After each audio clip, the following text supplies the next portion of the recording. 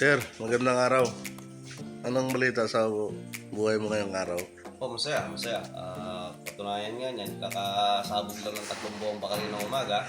Wala na nararamdaman, di ba? Wala namang kakaibang nararamdaman dito. Pero magiging updated po tayo lagi kung ano pong mga kasunod na mangyayari.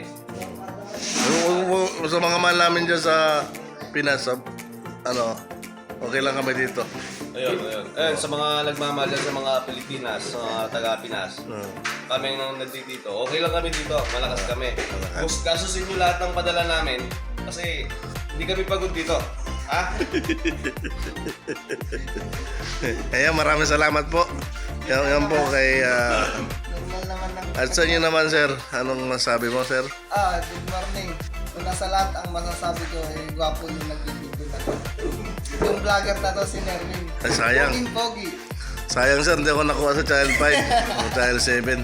Hindi nila nalaman ang totoo, sir. Normal naman ang pagsabog dito, maintain. Ikaw naman, sir. Boss. Good morning, boss. Morning. Ano bang masabi mo sa panahon ngayon?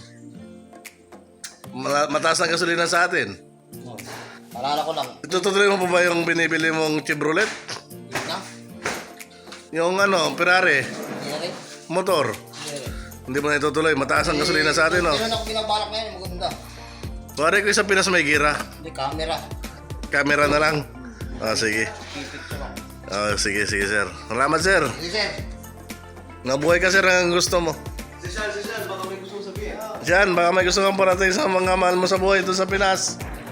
Naway matapos na po ang Work Bill C-22. Noong December po kasi. Mag-iisang taon. Ayan, mag-iisang taon na yung kanyang project.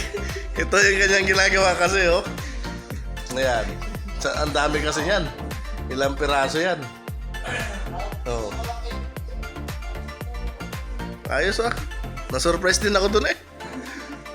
Ayan, ito po yung ginagawa namin maghapon. Ganyan lang po. At ako po yung kanilang reporter dito na inyong maaasahan 24 oras. Mulat. Nakulong ka pa. Oo. Buka. Taksi. Sige po, bye-bye po. Mabuhay po kayong lahat. Hindi ko na tutulungan mo dito. And more. Ano, sir? Hindi tatantanan? Namin kayo. Tanan.